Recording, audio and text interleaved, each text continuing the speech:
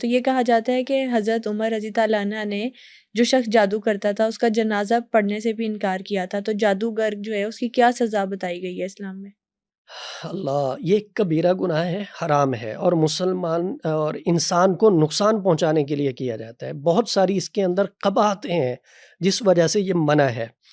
حضرت عمر رضی اللہ عنہ نے بڑی سختی سے یہ بات کہی تھی کہ جہاں جادوگر ملے اس کا سر تن سے جدا کر دو، بلکہ ایک کا تو آپ نے کیا بھی تھا۔ اچھا، اور جو بات ہے جنازہ نہ پڑھنے کی، ایسا صراحت کے ساتھ نہیں ملتا کہ آپ نے کسی کا جنازہ نہ پڑھا ہو جادوگر کا۔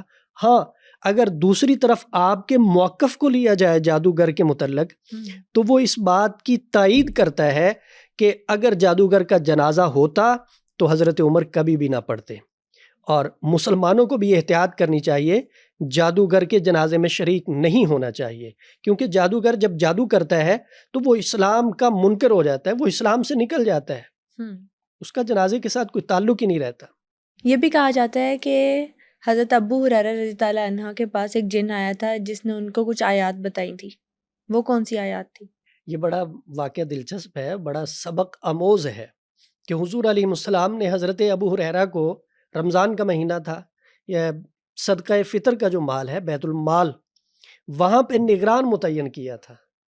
تو آپ کے پاس ایک انسان آیا، اس میں سے چوری کرنے لگا، آپ نے پکڑ لیا، منت سماجت کی، اس نے چھوٹ کے چلا گیا۔ دوسرے دن، تیسرے دن آیا، تیسرے دن جب آپ نے پکڑا نا تو اس نے ہاتھ جوڑ دیے، منت کرنے لگا۔ آپ نے کہا نہیں، اب میں نے نہیں چھوڑنا، اب میں حضور کی خدمت میں لے کے ہی جاؤں گا۔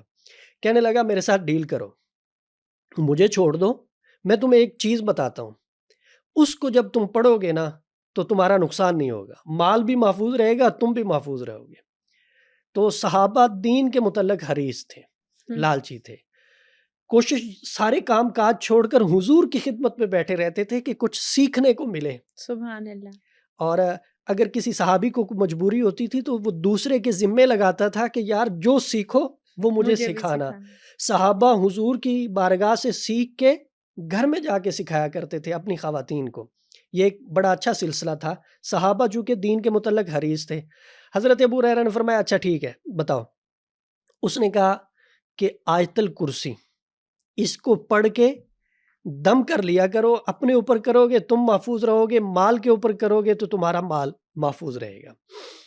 حضرت ابو ہریرہ نے واقعہ حضور علیہ السلام کو بتایا تو آپ مسکرائے، آپ نے فرمایا تھا جھوٹا مگر بات سچی بتا گیا۔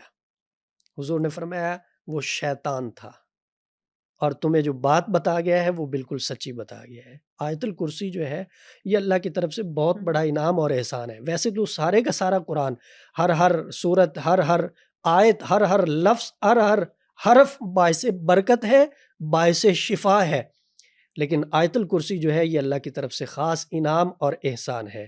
صبح و شام پڑھ کے اپنے اوپر، اپنے بیوی بچوں کے اوپر جو ہے دم کرتے رہنا چاہیے، حفاظت اور حصار کی نیت سے۔ سبحان اللہ۔